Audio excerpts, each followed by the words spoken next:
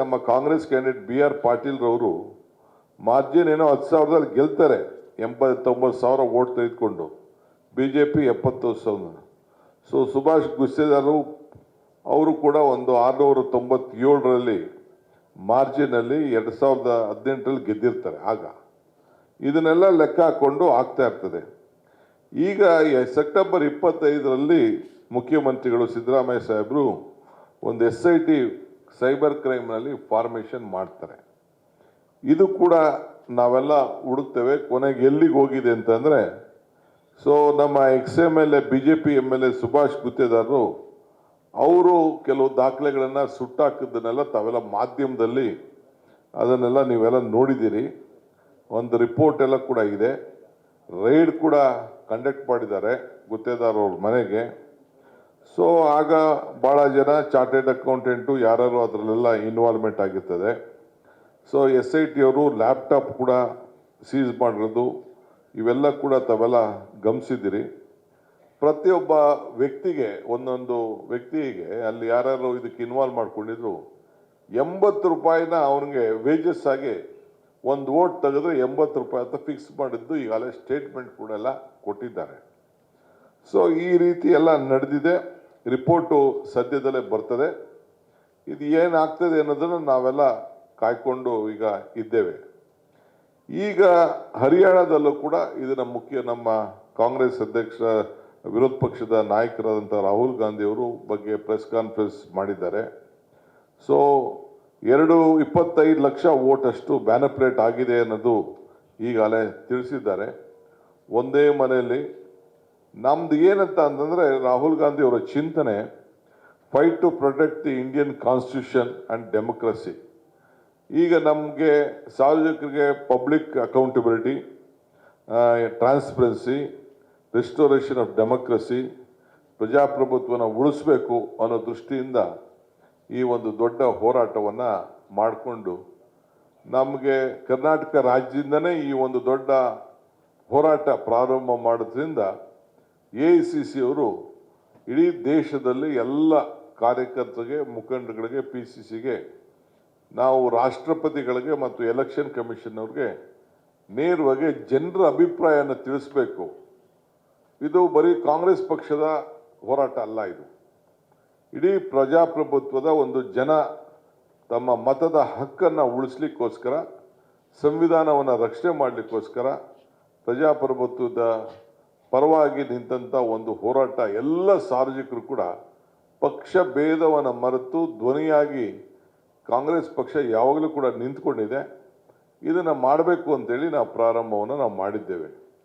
So ಅದಕ್ಕೆ ನಮ್ಮ ಕಾರ್ಯಕರ್ತರಿಗೆ ಇಡೀ ದೇಶದ ಉದ್ದಗಲೂ ಕೂಡ ನಾವು ಈ ಎಲೆಕ್ಷನ್ ಕಮಿಷನ್ಗೆ ಮತ್ತು ದೆಹಲಿಗೆ ತಿಳಿಸ್ಲಿಕ್ಕೆ ಸಿಗ್ನೇಚರ್ ಕ್ಯಾಂಪೇನಿಂಗ್ ಒಂದು ಆಂದೋಲನವನ್ನು ನಾವು ಪ್ರಾರಂಭ ಮಾಡಿದ್ದೇವೆ.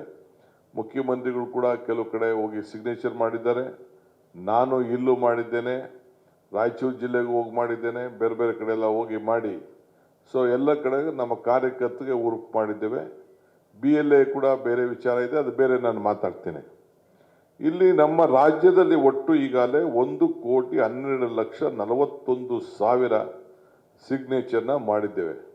ಇದು ನಮ್ಮ ಸರ್ವಜ್ಞ ನಗರದ ಡಬ್ಬ. ಇದರಲ್ಲಿ 50,000 ಸಿಗ್ನೇಚರ್ಸ್ ಇದೆ.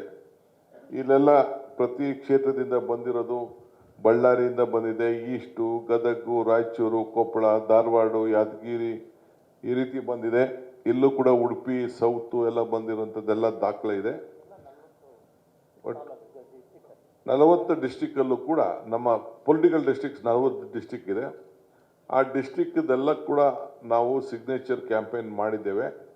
ಅದನ್ನು ನಮಗೆ 9ನೇ ತಾರೀಕು 10ನೇ ತಾರೀಕು ತೆಗೆದುಕೊಂಡು ಹೋಗೋದು ಅನ್ನೋದು ಮಾಹಿತಿಯನ್ನು ನಮಗೆ ಕೊಟ್ಟಿದ್ದಾರೆ. ಆದರೆ ಅಷ್ಟರೊಳಗಡೆ ತಲುಪಿಸ್ಬೇಕು ಅಂತ ನಮಗೆ ಎಷ್ಟಾಗಿದೆ ಅಷ್ಟು ತಲುಪಿಸಿ ಅಂತ ಹೇಳಿದ್ದಾರೆ. ಇದು ರಾಮಲೀಲಾ ಮೈದಾನದಲ್ಲಿ 3ನೇ ವಾರದಲ್ಲಿ ಒಂದು ದೊಡ್ಡ ಬೃಹತ್ ಸಭೆಯನ್ನು ಕೂಡ ಇಡಬೇಕು ಅನ್ನೋದು ಒಂದು ತೀರ್ಮಾನ ಇದೆ.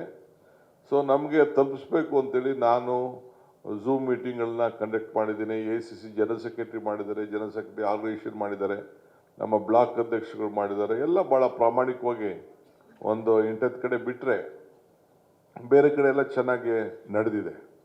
ನಡೆದು ಪಟ್ಟಿ ಇದೆ ನಮ್ಮ ಹತ್ರ, ಯಾರು ಏನೇನು ಮಾಡಿದ್ದಾರೆ ವಿತ್ ಇನ್ಕ್ಲೂಡಿಂಗ್ ಫೋನ್ ನಂಬರ್ಸು. ಇಲ್ಲಿ ಕಂಪ್ಲೀಟ್ ನಿಮಗೆ ನಾನು ಲಿಸ್ಟನ್ನು ಯಾವ ರೀತಿ ಮಾಡಿದ್ದೀವಿ ಅಂತೇಳಿ ಒಂದು ಮಾಹಿತಿ ಕೂಡ ಇದೆ. ನಾವು ಅರ್ಜಿ ಹಾಕ್ಬಿಟ್ಟು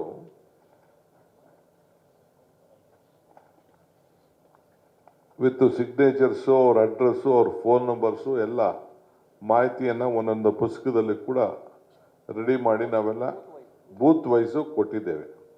ಅಂದರೆ ಜನರಿಗೆ ಜಾಗೃತಿ ಮೂಡಿಸುವಂಥ ಕೆಲಸವನ್ನು ಇವತ್ತು ನಾವು ಮಾಡ್ತಾ ಇದ್ದೇವೆ. ಸೊ ನಾವೇ ನಾಳೆ ಬೆಳಗ್ಗೆ ಕೆಲವರು ತಮಿಳ್ನಾಡವರು ಟ್ರಕ್ಕಲ್ಲಿ ಕಳಿಸ್ತಾ ಇದ್ದಾರೆ.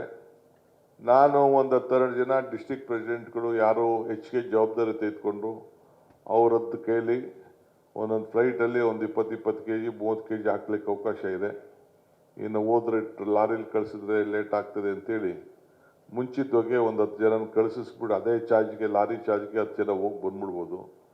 ಹೋಗಿ ಹಾಕಿ ಕಳಿಸಿ ಅಲ್ಲಿ ಡೆಲಿವರಿ ಮಾಡಿಬಿಟ್ಟು ಬರೋಣ ಅಂತೇಳಿ ಈಗಲೇ ತೀರ್ಮಾನ ಮಾಡಿದ್ದೇವೆ. ಸೊ ಅದಕ್ಕೆ ನಾನು, ಮುಖ್ಯಮಂತ್ರಿಗಳು, ನಮ್ಮ ಯಾರ್ಯಾರು ಕಾರ್ಯಕರ್ತರು, ಅಧ್ಯಕ್ಷಗಳು, ಶಾಸಕರು ಪ್ರಾಮಾಣಿಕತೆ ದುಡಿದ್ದಾರೆ ಅವ್ರಿಗೆ ಕೆಲಸ ಮಾಡಬೇಕು. ನಮ್ಮ ರಾಜ್ಯದಿಂದನೇ ಇದನ್ನು ಮೊದಲು ಪ್ರಾರಂಭ ಮಾಡಿರೋ ದೃಷ್ಟಿಯಿಂದ ನಾವೇ ಮೊದಲು ಎಲ್ಲರಿಗಿಂತ ಮುಂಚಿತವಾಗಿ ಅದನ್ನು ತಲುಪಿಸುವಂಥ ಕೆಲಸ ನಾವು ಮಾಡಬೇಕಾಗಿದೆ. ಸೊ ಅದನ್ನು ಹೋಗಿ ಡೆಲ್ಲಿಗೆ AICC ಕಚೇರಿಗೆ ತಲುಪಿಸ್ತೀವಿ. ತಲುಪಿಸಾದ್ಮೇಲೆ ಅವರು ಎಲ್ಲಿಗೆ ಆ್ಯಕ್ಚುಲಿ 10ನೇ ತಾರೀಕು ಇದನ್ನು ಸಬ್ಮಿಟ್ ಮಾಡಬೇಕು ಅಂತ ನಮಗೆ ನಿರ್ದೇಶವಾಗಿ ಮಾರ್ಗದರ್ಶನ ಇತ್ತು. ಬಟ್ ಅದು 10ನೇ ತಾರೀಕು ಮಾಡ್ತಾರೋ ಏನೋ AICC ಅವ್ರಿಗೆ ಬಿಟ್ಟಂಥ ವಿಚಾರ. ಬಟ್ ನಮಗೆ 25ನೇ ತಾರೀಕು ರಾಮಲೀಲಾ ಮೈದಾನದಲ್ಲಿ ಒಂದು ದೊಡ್ಡ ಕಾರ್ಯಕ್ರಮ ಮಾಡಬೇಕು ಅಂತ ಕೂಡ ಈಗಾಗಲೇ ಚರ್ಚೆ, ಆಲೋಚನೆ ಕೂಡ ಈಗಾಗಲೇ ನಡೀತಾ ಇದೆ. ನಾವು 10ನೇ ತಾರೀಕು ಅದನ್ನು ತಲುಪಿಸುವಂಥ ಕೆಲಸ ನಾವು ಮಾಡ್ತಾ ಇದ್ದೇವೆ. ಸೊ ಇವತ್ತೆಲ್ಲ ಕಲೆಕ್ಟ್ ಮಾಡಿ ನಾಳೆ ಎತ್ಕೊಂಡು ಹೋಗಿ ನಾಡಿದ್ದು 10ನೇ ತಾರೀಕು ಅವರ ಗಮನಕ್ಕೆ ನಾವು ಇದನ್ನು ಅವ್ರ ವಶಕ್ಕೆ ಕೊಡ್ತಾ ಇದ್ದೇವೆ. ಸೊ ಅದಕ್ಕೆ ಈ ಒಂದು ವಿಚಾರ ಇನ್ನು ಇದು ಇಲ್ಲಿಗೆ ಮುಂದುವರಿಸ್ತೀವಿ ನಾವು. ಎಲ್ಲೆಲ್ಲಿ ಇನ್ನೇನು ಆಗಿಲ್ಲ ಅವರೆಲ್ಲ ಕೂಡ ಇದನ್ನು ಹೆಚ್ಚಿಗೆ ಜವಾಬ್ದಾರಿ ತೆಗೆದುಕೊಂಡು ಇನ್ನೂ 3-4 ದಿನದಲ್ಲಿ ಮಾಡಲಿಕ್ಕೆ ಒಂದು ಅವಕಾಶ ಇದೆ. ನಂಬರನ್ನು ಜಾಸ್ತಿ ಮಾಡಲಿಕ್ಕೆ ಒಂದು ಅವಕಾಶ ಇದೆ. ಆ ಕೆಲಸವನ್ನು ಈ ಸಂದರ್ಭದಲ್ಲಿ ಮಾಡಬೇಕಾಗ್ತದೆ. ಈ ಒಂದು ದೊಡ್ಡ ಆಂದೋಲನ ಇದು ಎಲೆಕ್ಷನ್ ಕಮಿಷನ್ ಅವರು ನಮಗೆ ಮಾಹಿತಿ ಕೇಳ್ತಾರೆ, ನಾವು ಅವ್ರು ಕೇಳಿದ್ರೆ ಕೆಲವು ಇನ್ಫಾರ್ಮೇಷನ್ ಕೊಡೋಕ್ಕೆ ಅಂತೇಳಿ. ಸೊ ಅದಕ್ಕೆ ನಮಗೆ ಕಾರ್ಪೊರೇಷನ್ ಎಲೆಕ್ಷನ್ಗೆ ನಾವು ಬ್ಯಾಲೆಟಲ್ಲೇ ಮಾಡಬೇಕು ಅನ್ನೋದು ನಾವು ತೀರ್ಮಾನವನ್ನು ಮಾಡಿದ್ದೇವೆ. ನಮ್ಮ ಸರ್ಕಾರದ ಚಿಂತನೆ ಬ್ಯಾಲೆಟಲ್ಲೇ ಮಾಡಬೇಕು ಅನ್ನೋದು ನಮ್ಮ ಚಿಂತನೆ. ಏಕೆಂದರೆ ಜನರಿಗೆ ನಂಬಿಕೆ ಹೊರಟೋಗಿದೆ. ನಮ್ಮ ಸೆಂಟ್ರಲ್ ಗೌರ್ಮೆಂಟೇ ಹಿಂದೆ ನಾವು ಇದನ್ನು ತಂದು ವೋಟಿಂಗ್ ಮಿಷಿನ್ ತಂದು ಇರಲಿ, ಅದ್ರ ಬಗ್ಗೆ ದೊಡ್ಡ ವ್ಯಾಪಕವಾದ ಚರ್ಚೆ ನಡೀತಾ ಇದೆ. ಆದರೆ ಜನರಿಗೆ ಜಾಗೃತಿ ಮೂಡಿಸುವಂಥ ಕೆಲಸ ಈ ಸಂದರ್ಭದಲ್ಲಿ ನಾವು ಮಾಡಬೇಕಾಗಿದೆ. ಆ ದೃಷ್ಟಿಯಲ್ಲಿ ಇವತ್ತು ನಮ್ಮ ರಾಜ್ಯ ಇಡೀ ದೇಶಕ್ಕೆ ಕರ್ನಾಟಕ ರಾಜ್ಯ ನಂಬರ್ 1 ಅಂತೇಳಿ ಈಗಾಗಲೇ AICC ಅವರು ನಮಗೆ ಮಾರ್ಗದರ್ಶನ ಮಾಡಿದ್ದಾರೆ. ಇದು ನಂದಲ್ಲ, ನಮ್ಮ BLAಗಳದು, ನಮ್ಮ ಬ್ಲಾಕ್ ಅಧ್ಯಕ್ಷಗಳು, ನಮ್ಮ ಜಿಲ್ಲಾ ಅಧ್ಯಕ್ಷಗಳು, ನಮ್ಮ ಶಾಸಕರು ಮಾಡಿದಂಥ ಡಿಫೀಟೆಡ್ ಕ್ಯಾಂಡಿಡೇಟ್ಸ್ ಮಾಡಿದಂಥ ಕೆಲಸ. ಸೊ ಅವ್ರಿಗೆ ಪಕ್ಷದ ಪರವಾಗಿ ನಾನು ಅವರೆಲ್ಲರೂ ಕೂಡ ನಾನು ಅಭಿನಂದಿಸ್ತೇನೆ. ಇದನ್ನು ಮುಖ್ಯಮಂತ್ರಿಗಳು ಇವತ್ತು ಅವ್ರಿಗೆಲ್ಲ ಕೂಡ ಅಭಿನಂದಿಸೋ ಜೊತೆಗೆ ನಾನು ಎತ್ಕೊಂಡೋಗಿ ಇದನ್ನೆಲ್ಲ ಕೂಡ ಅಲ್ಲಿ ಡೆಲಿವರಿ ಮಾಡಿಸೋಂಥ ಕೆಲಸ ನಾವು ಮಾಡ್ತೇವೆ. ಈ ವಿಚಾರವನ್ನು ರಾಜ್ಯದ ಎಲ್ಲ ನಾಗರಿಕರಿಗೆ ತಿಳಿಸ್ಬೇಕಾದ್ದು ಇದು ಒಂದು ಪಬ್ಲಿಕ್ ಮೂಮೆಂಟ್. ಇದು ನಮ್ಮದು ಕೆಲಸ ಅಲ್ಲ. ಮುಂದಕ್ಕೆ ಬೇರೆ ಪ್ಲಾನ್ ಆಫ್ ಆ್ಯಕ್ಷನ್ಸು, ಬೇರೆ ಪ್ರೋಗ್ರಾಮ್ಸ್ ಎಲ್ಲ ನಾವು ಹಮ್ಮಿಕೊಂಡಿದ್ದೇವೆ. ಈ ದೃಷ್ಟಿಯಿಂದ ಈ ಪಕ್ಷದ ವೋಟ್ ಚೋರಿ ವಿಚಾರದಲ್ಲಿ ಜನರಿಗೆ ಜಾಗೃತಿ ಮೂಡುವಂಥ ಕೆಲಸ ಏನು ರಾಹುಲ್ ಗಾಂಧಿ ಅವರು ಇದನ್ನು ದೊಡ್ಡ ನಾಯಕತ್ವವನ್ನು ವಹಿಸ್ಕೊಂಡಿದ್ದಾರೆ. ಈ ನಾಯಕತ್ವವನ್ನು ವಹಿಸ್ಕೊಂಡಿರೋದಕ್ಕೆ ಅವ್ರಿಗೆ ನಾನು ಅಭಿನಂದಿಸಿ, ಶುಭ ಹಾರೈಸಿ, ಯಶಸ್ಸಿ ಪ್ರಜಾಪ್ರಭುತ್ವವನ್ನು ಉಳಿಸ್ಬೇಕು ಅಂತೇಳಿ ನಾನು ಈ ಸಂದರ್ಭದಲ್ಲಿ ನಾವು ಒತ್ತಾಯವನ್ನು ಮಾಡಿ ಅವ್ರಿಗೂ ಕೂಡ ಈ ಸಂದರ್ಭದಲ್ಲಿ ಮಲ್ಲಿಕಾರ್ಜುನ ಖರ್ಗೆ ಸಾಹೇಬರಿಗೆ, ರಾಹುಲ್ ಗಾಂಧಿ ಅವರಿಗೆ ಮತ್ತು ಯಾರ್ಯಾರು ಪಕ್ಷದ ರಾಜ್ಯದ ಅಧ್ಯಕ್ಷಗಳು ಈ ಜವಾಬ್ದಾರಿಯನ್ನು ತೆಗೆದುಕೊಂಡಿದ್ದಾರೆ ಅವರು ಕೂಡ ಈ ಸಂದರ್ಭದಲ್ಲಿ ಅಭಿನಂದಿಸಿ ನನ್ನ ಈ 4 ಮಾತನ್ನು ಮುಗಿಸ್ತೇನೆ. ಮಿಕ್ಕಿದ ವಿಚಾರವನ್ನು ನಿಮಗೆ ಮುಖ್ಯಮಂತ್ರಿಗಳು ತಿಳಿಸ್ತಾರೆ. ಕ್ಷಣ ಕ್ಷಣದ ಸುದ್ದಿಗಳಿಗಾಗಿ ಫ್ರೀಡಂ ಟಿವಿ ಸಬ್ಸ್ಕ್ರೈಬ್ ಮಾಡಿ, ಲೈಕ್ ಮಾಡಿ ಹಾಗೂ ಫಾಲೋ ಮಾಡಿ. ಹೊಸ ಸುದ್ದಿಗಳ ನೋಟಿಫಿಕೇಶನ್ಗಾಗಿ ಬೆಲ್ ಐಕಾನ್ ಮೇಲೆ ಕ್ಲಿಕ್ ಮಾಡಿ.